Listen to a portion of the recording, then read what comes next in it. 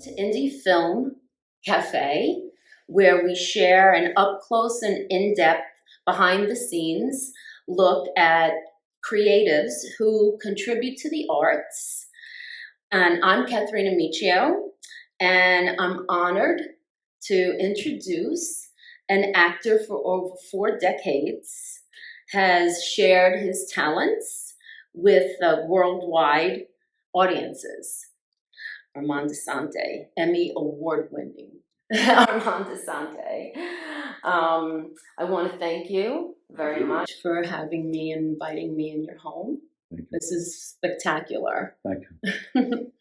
So I want to talk first about your background. Mm-hmm. And a little bit on, you come from a very strong, educated family. Yeah. We were very blessed in that. Aside from the fact my mother was received an amazing education, and my grandfather from Naples, when he came to New York, he put all his children in first-rate schools. So we were very lucky. I mean, I really consider my life to be a blessing because you're only you receive the blessings of others, you know. And it's we're very fortunate. I would say it was a fairly well-educated family. I mean, it's, to me, that is a little bit unusual because usually one of the family members goes to school and everybody, you know, that's my experience because that's what my father, you know, grew up with, and not everybody went to school. It was like some people stayed home and worked, and then only the oldest went to school. It's very interesting. My grandparents, though, they worked very, very hard all their lives, both on my Italian and my Irish side. And I think they were very adamant. From that generation, you're talking about people who were born, 1888, right. 1900.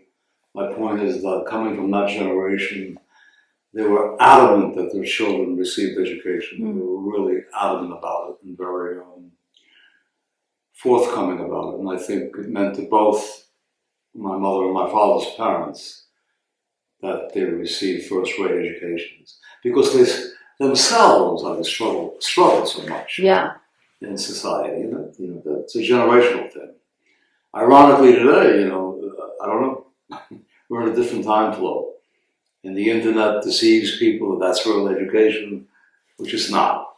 Generation looks to improve upon itself, and I think that generation took education very seriously. Mm-hmm.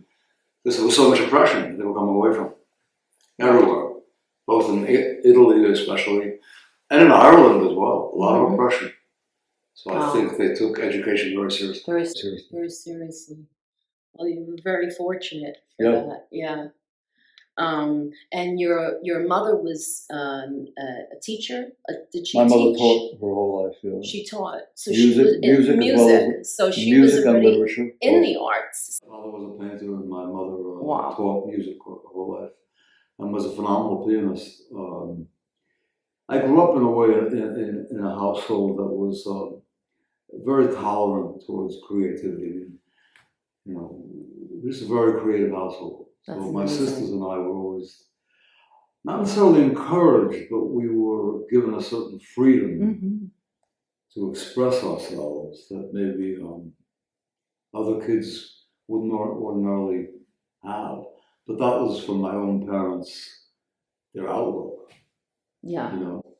You're very, very fortunate with that. Very talented people in their own right. Because, So, I mean, growing up in that environment, I always felt my parents, from when I was a very young boy, had given me a certain permission because they knew that I had creative leanings. I was a musician all during my childhood and into my teens professionally, and then I went straight from that into an academy for drama in New York. So in a sense, they had a very, if you will, offhands influence in that they gave me incredible freedom. Freedom. And I think that's a trust. Yeah. So they trusted me, I therefore trusted them. I was already playing in clubs when I was 15 years old. My point is, I wasn't interested in what a lot of my generational brothers and sisters went through, which is, that was a very tumultuous time. And kids, What do you mean you were playing in clubs? You were performing? I was performing. What are you? Oh, drums. Clubs. I was a drummer and singer. Ah. But I didn't go through that period of indulging myself the way a lot of people in my generation did. Because I was literally professionally working from a very early age. And if I wasn't doing that, I was professionally working in other things to keep myself afloat. So, I mean, in a sense, it had a very deep impression on me as a very young person. Or I wouldn't say they were conventional in the sense that they wanted their children to become traditional, whatever the professions are, doctor, lawyer, psychiatrist. Yeah. My point is that they were completely unconventional in that sense and believed. Because they were. I think because they themselves learned that you only have so much time in your life to feed your soul. So they took it very seriously. And they wanted that for their kids. To come through your whole life with that in your mind and not having to struggle. Yeah. Trying to. Well, it was a struggle. No. I'm not saying the actual profession itself, but the struggle with trying to, trying to express to them that you really could do this and make a living out of it. Yeah. Yeah. It was a wild ride. And you went into Broadway. You did some Broadway. I went to the Academy and I was in regional theater. I was offered Broadway. I turned it down. Okay. When I was 19. I had a disagreement with the director about a production. I left. And I went in regional theater, and I was in regional theater. That means all up and down the East Coast. Regional theater, off Broadway. And in the late 70s, I had 2 gigs on soap operas. So I was doing theater at night, television in the day. I was about 19 hours a day. But when you're young, you're infallible. Yeah. This career has also brought you all over the world. Yeah. And to just look around here, I see all these artifacts and amazing things that you've brought back from. Yeah, I've lived everywhere. Everywhere. I think I've worked almost every country in the former Russian Federation. Wow. And then almost every country in Europe. Do you believe in rehearsing? Because some people don't even get a chance to rehearse if you have a part and they just want it to be organic and come off the cuff. It's a prerequisite for, I think, your work to definitely have a process. And I find that all over the world, because of economics, they've eliminated the rehearsal process, which is not a good thing at all. No. I think that you have to be exceptionally prepared today, which you have to do on your own. You have to prep things very carefully because there's no time. There's no time allotted performance today. So the point is, that was the point of having a rehearsal process. But economics has eroded it terribly. So a lot of performers are going in, flying by the seat of their pants, so to speak, to perform roles. So I've always found it integral. I'm very wary of projects I get involved in where there's no process. I tend to demand it. If not, I just make the time, take the time to develop it for myself, because they've shrunk these schedules, especially in terms of film schedules. They're shrunk to nothing because of the available technology, where you don't necessarily need a crew, which used to take.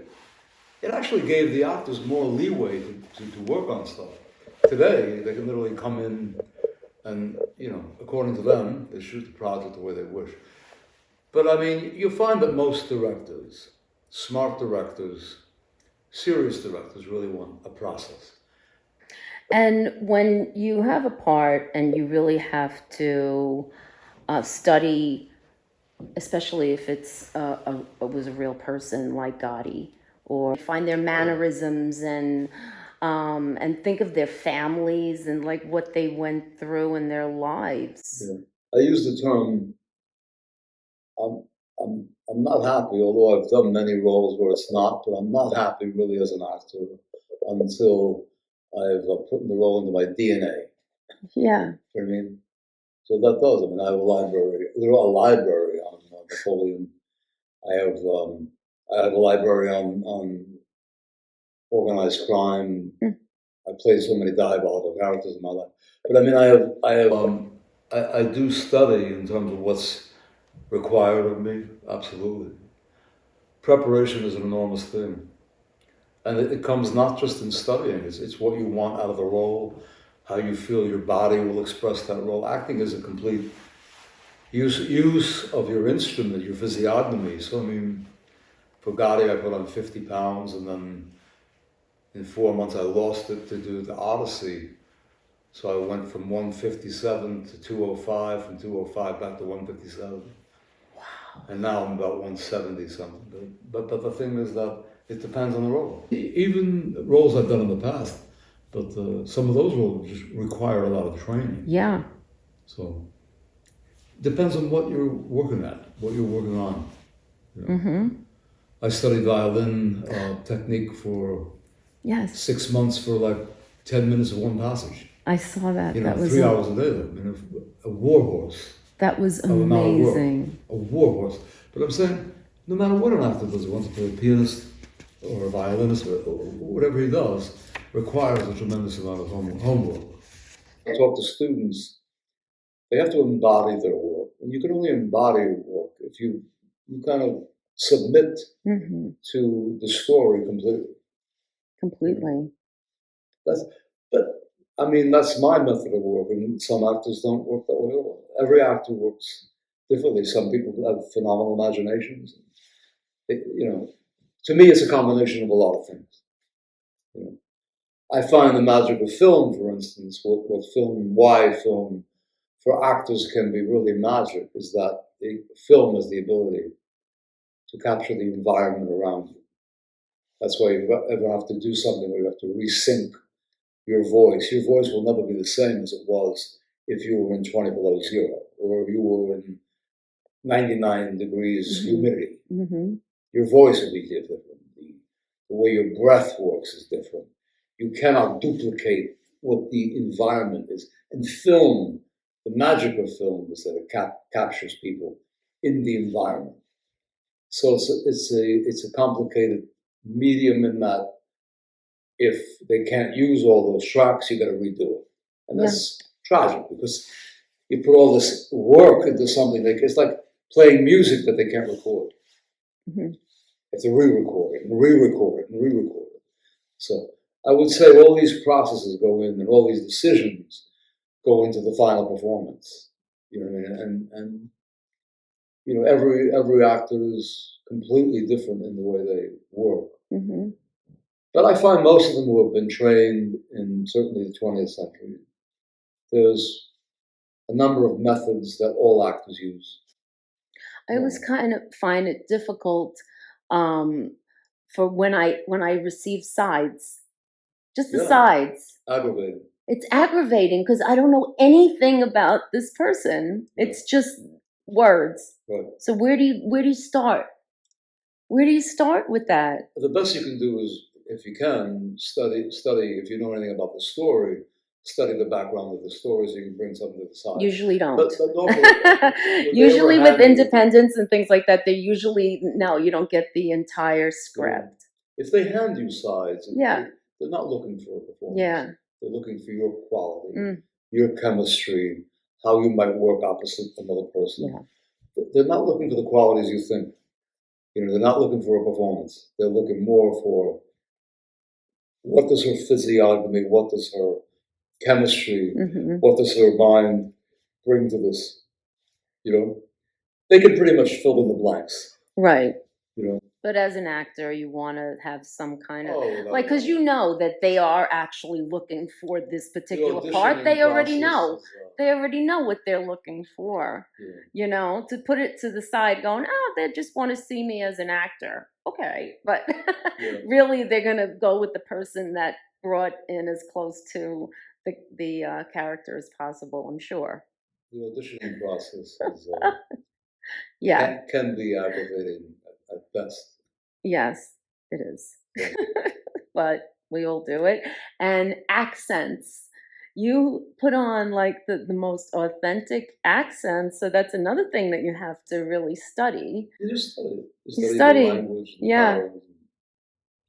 I mean, I've done a number of accents in many different projects, but the thing is that every accent is a study in itself. I mean, and again, you have to put it into your physiognomy. So You did the Cajun accent, right? Belizaire, the Cajun. That That was is a very, difficult accent. that's a difficult accent. Yeah.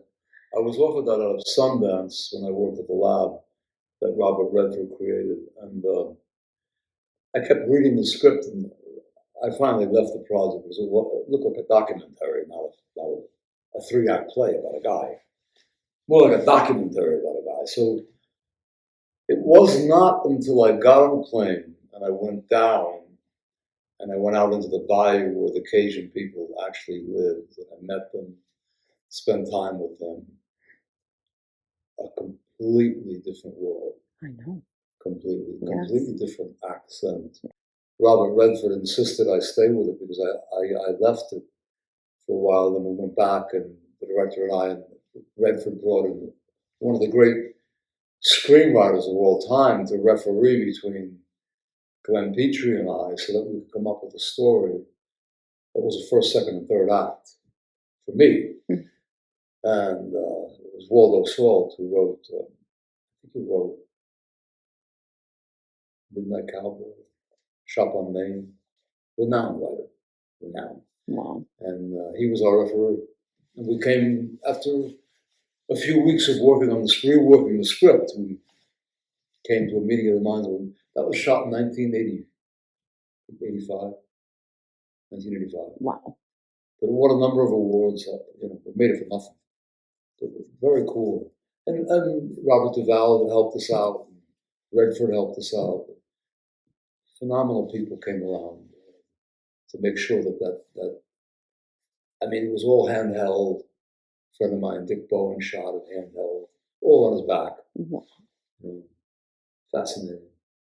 And that was 1985. But that film, in a way, was one of those independent films that kind of set the tone for guerrilla filmmaking.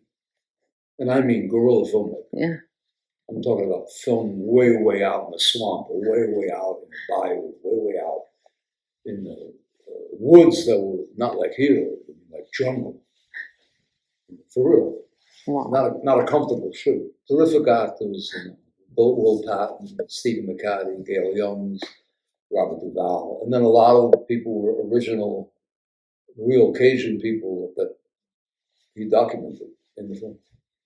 And one of those people, I mean, they could call me today, and it was like no time went by. Yeah. Believe it, Acadian is Canadian French combined with patois, combined with West Indian languages, combined with Southern American accent. It's a blend of all 4 of those languages. A lot of fond memories. How did you meet Sylvester Stallone? He kind of got you involved in. I was doing theater in New York. Actually, when I met him, I was working on a regional theater production of Cat in the Hot Tin Roof. Tennessee Williams actually came. He wanted to experiment with an ending. That was in 1974, and I was working very hard in the theater. Marty Davidson had met me and asked me if I would do a small role, and I said, I don't know if I have the time. He said, well, then come to the wedding scene. Now I want to put you in the movie. So I went. I'm not in the film. and they misspelled my name. I'm not even in that film. People said, first films. I Wow. think that was, no, excuse me, that was 73, 1973. So he was in that film. I was slated to be an extra, and I'm not in the film. I met him briefly, and curiously enough, in 77, I was on the Universal lot shooting Kojak with Telly Savalas. Walking through the lot, and he walked up to me, Sly, and he said, I remember you, and in fact, I'm looking for you. And he said, I want you to look at a film that I'm doing. I want you to play my brother. And it wasn't even come read for or what. You got the role. That was Paradise So, Alley? yeah. Wow. I went to work with him on that in 77. 77. We started shooting in the fall, 77. So he was actually looking for you. Yeah, it was ironic. And I'll tell this story too, is that Marty Davidson, can you imagine, that was 1973. Marty Davidson called me up in 1998, and I made a film with him in Brooklyn called Looking for an Echo about doo-wop. Can you imagine all those years went by? And he called me up to do this film. It's a cute film, sweet film. He wrote it. And so it's all based on the music of Kenny Vance, who was one of the original New York real doo-wop guys. Yeah. You know, and we worked with a lot of doo-wop people. In fact, Kenny did the score. I wanted to sing it, but Kenny had already pre-recorded it, so it was all done already. And I regretted that, but I would have loved to have sung in that. But it was an amazing group of people. Amazing. So did you lip sync? Did you? Yeah, we all okay, had yeah. But that one I haven't wanted to seen. sing I it have to myself. see that. And I'll tell you something. The New Yorkers, it was very poorly distributed, if at all. Oh. But New Yorkers who have seen it, it's got a real cult following for a film that was like barely ever seen. Got a real cult following. About like when you read a script, how well written it is, because you've been co-writing some scripts too. I've helped writers develop roles further. I've helped. I mean, an actor really is an extension of the writer, although the actor ideally should be subservient to the writer, right? I mean, and to the director. It's hard to write better than Arthur Miller. Yes. Whoever the playwright is. Sam Shepard, David Mamet, William Shakespeare, Anton Chekhov. It's hard to beat their writing. Mm-hmm. But there are many writers out there who are actually still in the creative process of writing. And a lot of films, people don't realize, are not finished scripts. They're ideas in motion. And that's happened all over the industry. A lot of scripts are found on their feet. And my point, because it's a very behavioral medium. Mm-hmm. So I've worked with, in those types of productions, I've worked on many of them. So, an actor, I mean, if he does his homework, can sometimes illuminate a writer as to where to take the role. Those are the kind of situations I've helped writers with. But more often than not, in terms of what you said, how important is a great script? Great scripts are almost impossible to find. They're very few and far between, especially film scripts. Theater, you can stumble upon some very good plays, but film is not theater per se. Mm-hmm. Film is squeezing the essence out of literature and distributing it in almost essences. So a film scene might be 4 lines. I once worked with a great playwright, Arthur Coppola. That script was each scene was no more than 4 lines. Very difficult script to perform, because you really had to understand your time and place in that moment, because you only have a half a moment to deliver the scene. But my point is that Coppola was a great writer, and obviously a very underused film writer, great film writer, but he was a playwright. Mm-hmm. I mean, there are other major playwrights that you wouldn't want to not only mess with the language, but you need a great director to translate that language onto film, and great actors to translate that language. The same as you do if you're going to do Shakespeare. It has to be flawless if it's going to be done on screen. So great writing is integral to filmmaking, but it's a completely different form of writing. I always use the term, it's like stanzas or poetry because it's behavioral, but succinct to the point, and it always moves the plot forward. Every beat has to move the plot forward. It's complicated to write film, very hard, very hard. I find it a very difficult form to work in for any writer, very underestimated. That's why you'll see some of these shows now that on Netflix, some of these shows are brilliant, but watch, there's not one writer. Maybe one writer wrote a novel, but when it comes down to writing the film script, there are 4 or 5 writers. They put their heads together.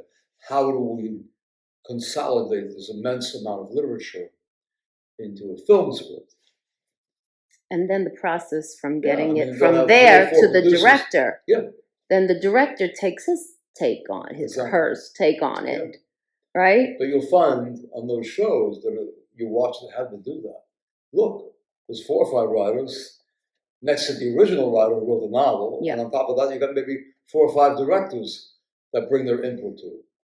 So chances are they're going to come up with a good show. You know, film Maybe very and different even than in what a it originally was written as. whether you're doing a series or a soap opera, Yeah. it's intelligence. Mhm. Otherwise, audiences will not watch. Because I've been on sets that the writer isn't usually even around.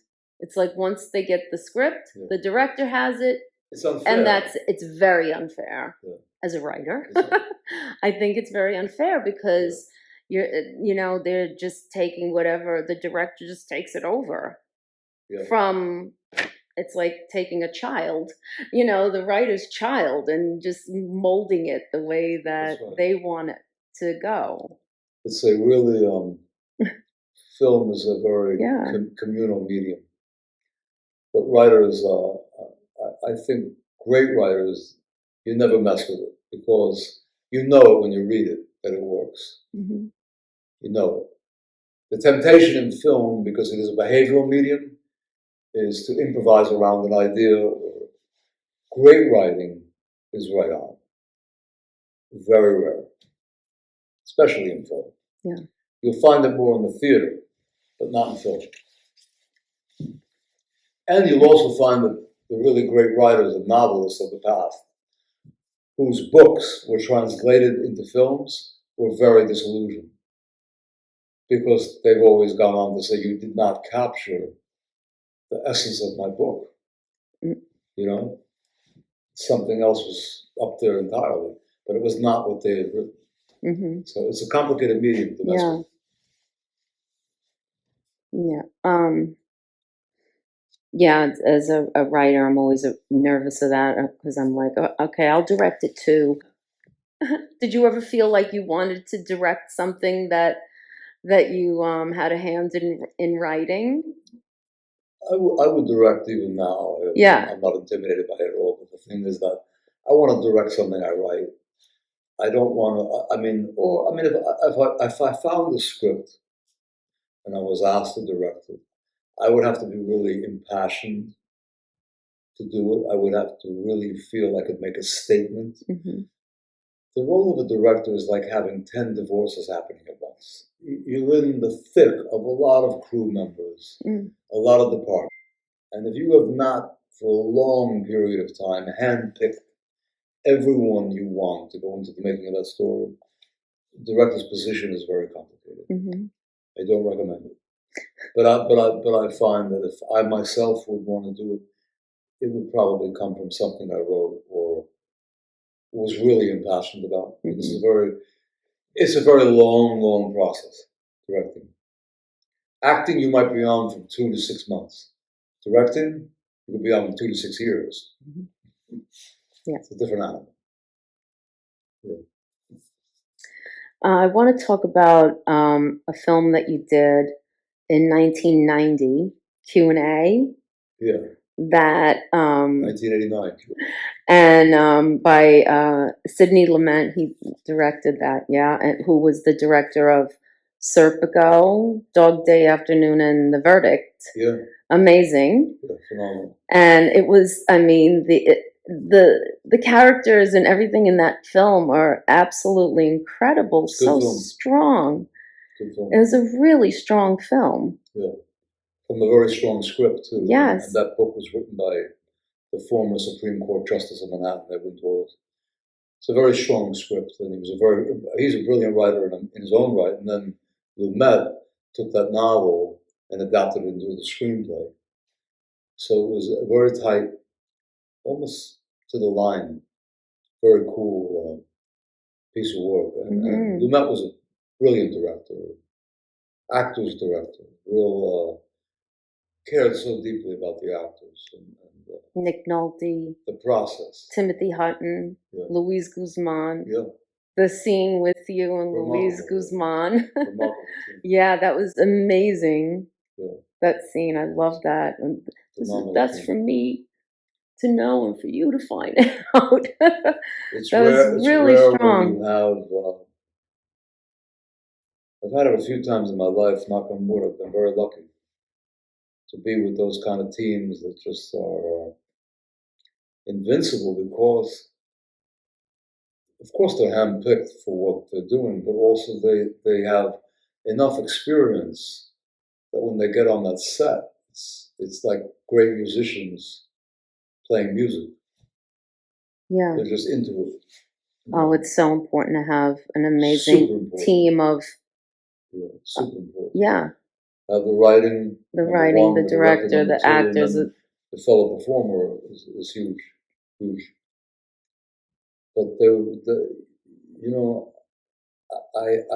wouldn't say I long for those days, but I will tell you, there's less of those days now, because you don't have people that come out of the theater their whole life. Who met incredibly cultivated in many ways, right? Not just theater, but he understood law, he understood the court system, he understood things that people spend their lives studying, but he grew up around so much intelligence, if you will. All right? It's in his head already. So there's many things he understood. And if you look at some of the great directors like John Huston, Orson Welles, Scorsese, they're very cultivated men. Whether they're self-educated or not, they're cultivated. And if you don't bring that world with you as a director, then you're fudging it. Sorry. But your job is to know that world. Otherwise, your purpose, your job as a director, or as a producer for that matter. That's your job. I've worked with people in my career, and I wonder. I mean, they should have gone to film school. Yeah. That's just the world we're living in. I've worked with directors that didn't even understand the script, and they're directing the movie, and I'm like, did you read the script? It's kind of strange. An actor puts so much into a part, and then if the director doesn't even get what is it going to come out? What is it going to turn out to be? It happens a lot. Yeah.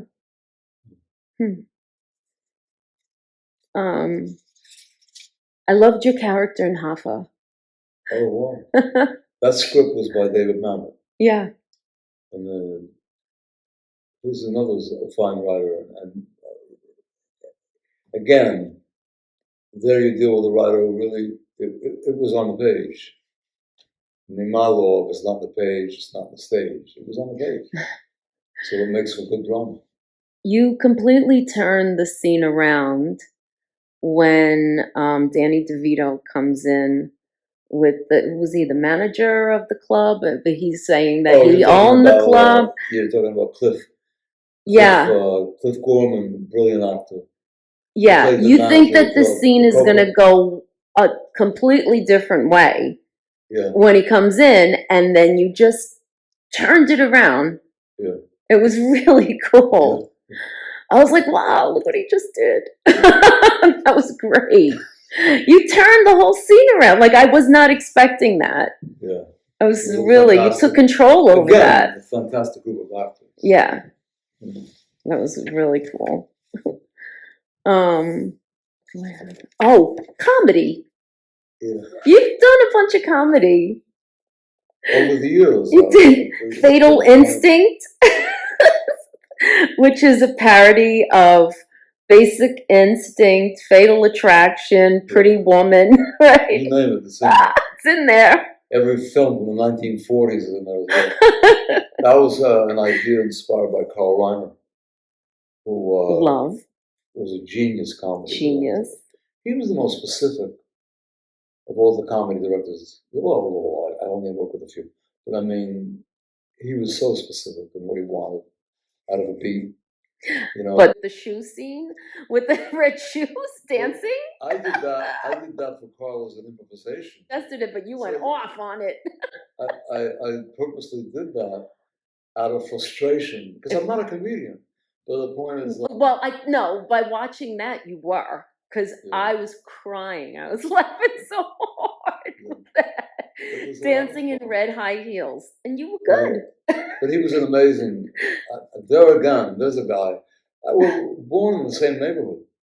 Oh, He's the same age as my parents, but I mean, born in the same neighborhood. But he's another one. I mean, just brilliant. brilliant, cultivated individual. A joy, absolute joy to be around. And I'm talking people like Carl. I work with a few guys that lived for comedy. I mean, they lived it. Carl Reiner was always hanging out with Mel Brooks. Mel Brooks sometimes hung out with Howard Zieff. Howard Zieff always hung out with Harvey Miller. Harvey Miller hung out with Goldie Hawn, Chevy Chase, you name it. That group, they were always either having dinner together or hanging out, coming up with ideas together. Carl Reiner and Mel Brooks wrote The 1,000-Year-Old Man. I mean, as an improv among the two of them. I mean, that energy was palpable when you were in the presence of it. Palpable. So you worked on Private Benjamin Yeah. with Goldie Hawn, directed by Howard Zieff. Zieff, Yeah. and written by Nancy Meyer, who was She went on to she went become, on to become like this unbelievable, amazing. that particular film had an amazing team of people. There's Goldie Hawn, Howard Zieff, Harvey Miller, Nancy Meyer, Chuck Shires. Nancy Myers went on to write probably every film Diane Keaton comedy that she did in the Right. 80s and 90s. Something's Got to Give. It was an She wrote incredible that, group. yeah. And then you had actors like Mhm. Albert Brooks, who himself is a brain when it comes to comedy. Eileen Brennan. I mean, these were real. My God, Dick Libertini. There were so many. One of my favorite actors of all time, Howard Dean Stanton. I mean, so many gifted people were on that film. Very unusual. Very unusual. And those types of environments where I say that, they don't happen often. In your Yeah. lifetime, you will never work with teams like that. Like when I did the Mambo Kings with another film, the team, you can't find teams like that. When I did Gotti, you can't find a team like that. Q&A, or the Odyssey, the team, you know what I mean? And it's all about that. And it's very rare when you get that synergy and the synchronicity where everybody's working for the same goal. This is not an industry anymore where that's almost feasible. Rarely in the career and lifetime of an actor will you have that opportunity. Most of the time, you're on your own. You're out there on your own, for real. I'm not making that up. I would say 10 or 15 projects where I really felt the team was really there. Out of everything I've done, Wow. And you've done a lot. a lot of it A was lot. a lot of it was chaotic and chaos. A lot of it. That's the That's hardest frustrating. thing about, That's- I think, in yeah. the career of an actor. You have to be able to literally function in chaos. When you have a phenomenal team, it's like a team of great musicians. you don't feel like you're in that chaos because everyone's worked enough with each other and Right, the nurtured synergy. the process of what Yeah. they want.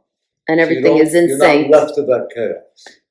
But a lot of the work today, and I salute actors in terms of how much they can function in chaos.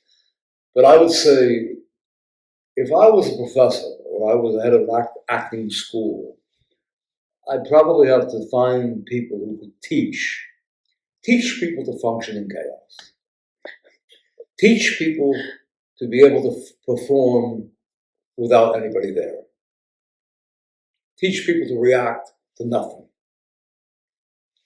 That's the world we're living Or in. not to react to insanity. No, but that's what I'm saying. Yeah, because there's usually a lot of insanity and the drama within the Yeah. headspace of the director or the cinematographer, or there's a lot, or the actors that Yeah.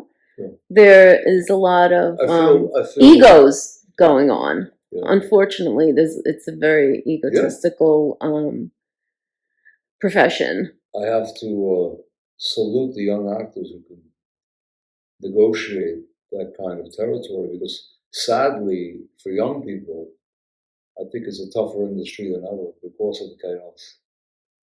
They have literally thrown the creative process out the window. And by the way, that began almost 40 years ago. But now you have to have a very strong director to put that kind of a team together.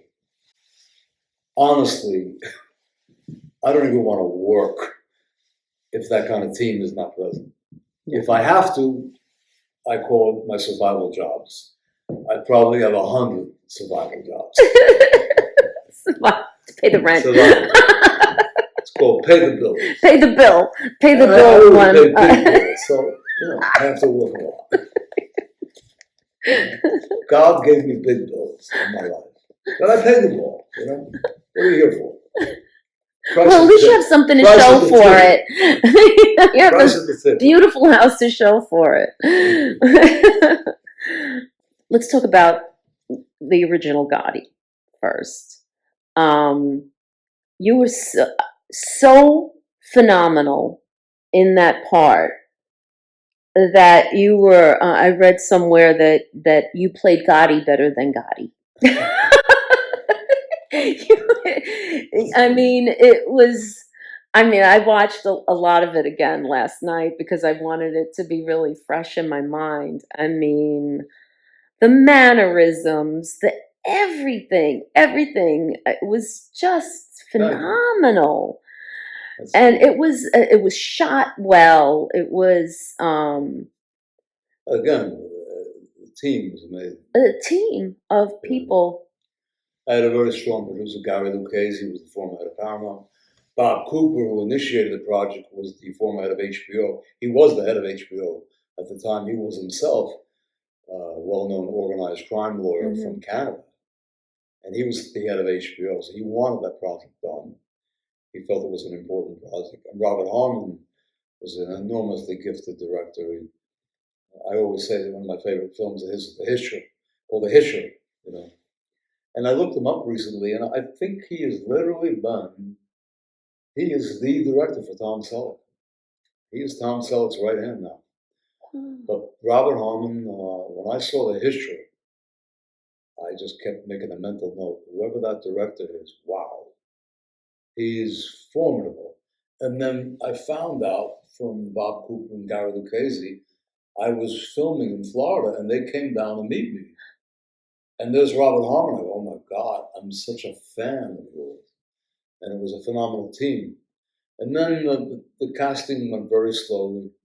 Once I reached out to Anthony Quinn to do it, and he accepted it over a period of time.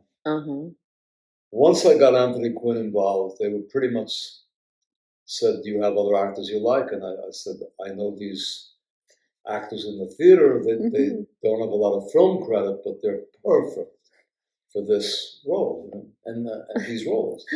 And I think everyone for a while thought I was a little batting in my head. But anyway, it all worked out. Yeah. And eventually, they were all And for them, came together, and we had an incredible synergy. yes. I made everybody rehearse really hard. They were not used to that. I made on Sundays we cooked and rehearsed all day. That was the rule, golden rule. And that's after working 6 days a week. But Wow. on Sundays we rehearse all day. I mean, 'Cause every I single. wanted that organic unit to like. Yes. You had to convey that these guys have been together all their life from the street. Yeah. You know. Yeah. Out of all of it is Stephen Shagan, Mm-hmm. who wrote it. The script was phenomenal. Phenomenal. The way he structured it, brilliant. And he was a brilliant writer. He wrote a film called The Formula for Marlon Brando and George Scott. And if you watch that, you can get a sense of how great a writer he was. I mean, whether you like the film or not, it's great writing. It's there. I mean, and you know, another one of the great. There's so many writers people don't know, but you know, the McCarthy era and the Blacklist era destroyed the intelligence of Hollywood in the 40s, 50s, and even the 60s. Because these people who got blacklisted were some of the best writers in the world, bar none. And my point is that there were so many writers that were cheated of their careers, Waldo Salt being one, Steve Shagan, Dalton Trumbo. I mean, there were so many gifted heavyweights. Probably Kirk Douglas is the one who is responsible for the career of Dalton Trumbo. So, I mean, this is real. You know, I cannot stand the idea of a cancel culture. I've been canceled. We all get canceled in our lives, in one way or another. Somebody will cancel you, okay? But my point is that we're living now in a cancel culture. Well, the McCarthy era should have taught America, but I feel sometimes this country has amnesia. For real, we have amnesia. The cancel culture that existed in America during the McCarthy era was horrendous. And it destroyed the best writers in Hollywood, the best talent. Elia Kazan, all these giants were suddenly ruined over a supposed association. So this is very, very dangerous. And the reason I say that is because Shagan was blacklisted. And you can see from the writing he did on Gotti, what a brilliant writer was kept from his work. Waldo Salt, who wrote Shop on Main, Midnight Cowboy, oh my God, famous films. Just look them up. Salt, S-A-L-T. Simple name to remember. My point is that Waldo told me he spent 10 years in England writing cartoons at the height of his career. So you got to wrap your head around what I'm saying. This is like, cancel culture is deadly. It's committing suicide. And by the way, it's done to actors, performers, athletes. Yeah. Something bad is said, so especially with social media. People should be very, very careful in making that kind of judgment. Yeah. Which they're not. Social media does it very easily. They're not. Yeah. Even if it's not true. Yeah. Very dangerous. It's very dangerous. Very dangerous. And I'm so glad that you think so highly of writers, because they're writing is everything. Writing is everything, and people just look at the director. The director is the one that made the movie, But what happened to the writer? The writer came up with the concept in the first place. The director put his spin on it. Yes. I'm not, putting a director to the side, but writing is the writing is so important. But I met a lot of writers who were blacklisted, and that was our original cancel culture. Destroyed their lives. And when any judgment, especially when it's false judgment, is made on an individual, you've just wrecked 10 years of their life. You don't know it, but you've wrecked 10 years of their life. That's it. And I mean, their entire career. I'm a warrior for the truth. when it comes to that. I'm a warrior for the truth. I've been at the behest of it. I have zero tolerance for it. I may not announce it. I don't talk about it. I don't parade around about it. But I have zero tolerance. And we must, as a society, we must have zero tolerance for the idea of a cancel culture. It's pathetic. Yes. It's absolutely pathetic. The world I'm seeing around me, according to the media, I'm sorry, it's not the world I grew up in. No. It's not the culture I grew up in. And it's not the people I grew up with. So, meaning what? We're dead? We never lived. We never existed. We're all ghosts.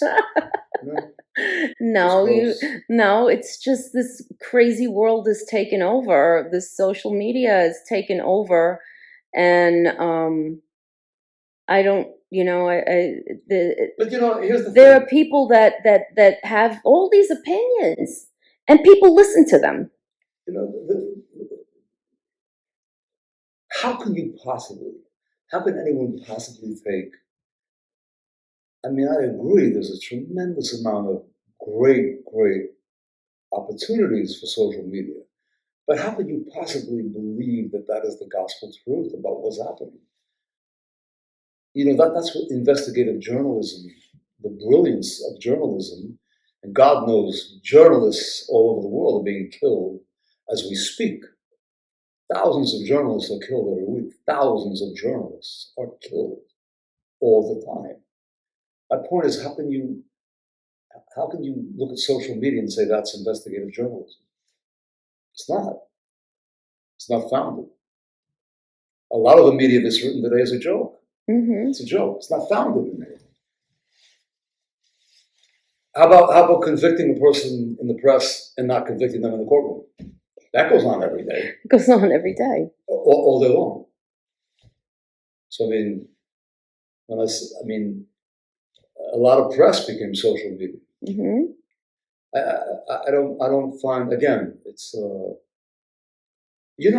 somebody asked me what would you, if you had your druthers right now, what would you do? I would have my own channel. What I would want on the channel above all are journalists with law degrees. The reason I want them to have law degrees so that they could challenge something and know legally they were absolutely correct in what they decided. So if they were challenged, it's a losing battle. The writer's going to win. But you need journalists with law degrees. Because if they don't understand the law and why they've written that article, it's held to the law. Not their opinion or what they think or what's in their imagination. It's got to be held up legally. Every article should be that even today. I agree. But this is what's lacking to me right now. The importance of real journalism.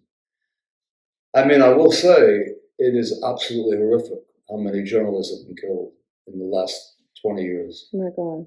You could not count them on the list. You cannot count them on the list. You do not read that every day. It is horrendous. But my point is that that is what intel is supposed to be about, not social media. Social media is a separate world. Social media is about opinion, not fact. Yes. But people don't think of it like it's people an opinion. They think social media. People love to gossip. They love to gossip, and then people love to sit around. And there's these smut these magazines that that people read, and a lot of it is just a lot of garbage. And people believe it. They believe it. Yes. They'll be standing on a grocery line and buying their groceries and read something that's on the, on the counter and go, oh, wow, look at that. Yeah, this one did that and this and that. What? They did? No. The green Martians didn't get them. They weren't abducted. Yeah. Really. They really weren't abducted. Well, you got that right. But So, talking about going back to Gotti, there has been some chatter about a Gotti to the There's a lot of chatter, sequel. a lot of chatter, A lot of on chatter. social media. On right? social media. I just want to, make sure that I'm getting it right and the facts right from you. I mean, What's going on? I've said it If before. I there's- was approached about that, doing a Mhm. sequel Yeah. for a number of years now. Mhm. And, I mean, I've said this before. I would never compromise anything to do with the original film and the integrity of it. But I think there is definitely potentially a great script in what happened to Gotti prior to his going into, well, subsequent to his going into Marion prison and thereafter. Because it basically was the story of the end of his life that went on for 10 to 12 years. Is that how long he was in Yeah. prison until he passed? Yeah. Yeah.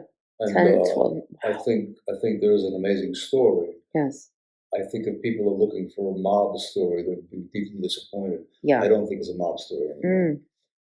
It's about other issues that have to do with human rights. But and I've said this before, I don't need to make that film. So if I do make the film, it'll be based on a script that I feel is worthy of the last 10 years of his life and not some kind of a fantasy that somebody wants to concoct. I'm not interested. Just to make a movie. So, I mean, and the film was so phenomenal to create something that's just to no, get an audience. I'm not interested in doing anything Mm-mm. that in a way is in violation of what I believe that film should be. From what I do know of what the man endured in those last 10 years of his life, that's what I would want to concentrate on. You know, I mean, there may be certain issues that enter into it, but honestly, again, I don't need to make the film. I would make it when myself and the writers are happy with what's on the page. Then I would make the film, and I would find the correct director for it. Yeah. So there is no director that's I have directors in attached? mind for it. Okay. I have very good directors in mind for it, but very short list. But you will definitely have a hand in writing it. I want to point at least the writer in the direction that I feel it should go. I do know the story, so the thing is. But again, you know, that particular project, it deserves and it screams for great writing. Yes. So I don't want to do anything less than it was. And I certainly don't want to work with a And director. there's sequels that have been Not to work in with that. a director who's and that would be a shame. not up to the task. Yeah. Well, Nick Vallelonga is he 100% attached? They've been spoken to. Oh, okay. George Gallo I've spoken to, and I know Vallelonga's been spoken to, and I believe they're interested. But I will not greenlight anything until I feel this production and its budget are solidified in the bank. Proof of funds. Good. Proof of funds and proof of facts. And proof of good writing. Yeah. A lot of proof. Easily requested, but not necessarily given. Yeah. Easily wished for. Well, at this point, you've created so many amazing films. You've been in so much that just to make a sequel, just to, make it is why? For what reason? Yeah. I feel that I'll know if it's necessary. Yeah.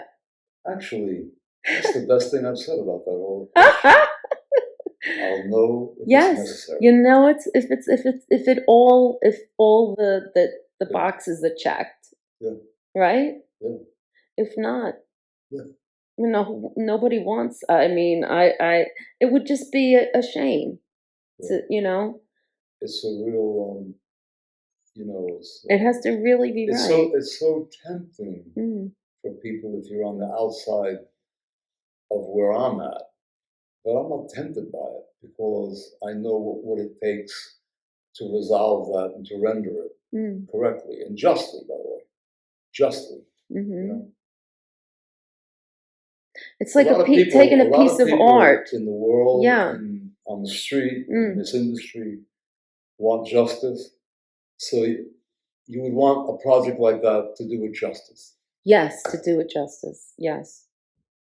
You have to. Yeah. And I have no doubt that you would. I'd certainly go down trying. Yeah. Well, I like the way that we ended that, and I want to thank you so much. No, my pleasure. So much for having me here. Please. This has been a really amazing. Come up when you're not working. Okay. Come up when you're not working. All right.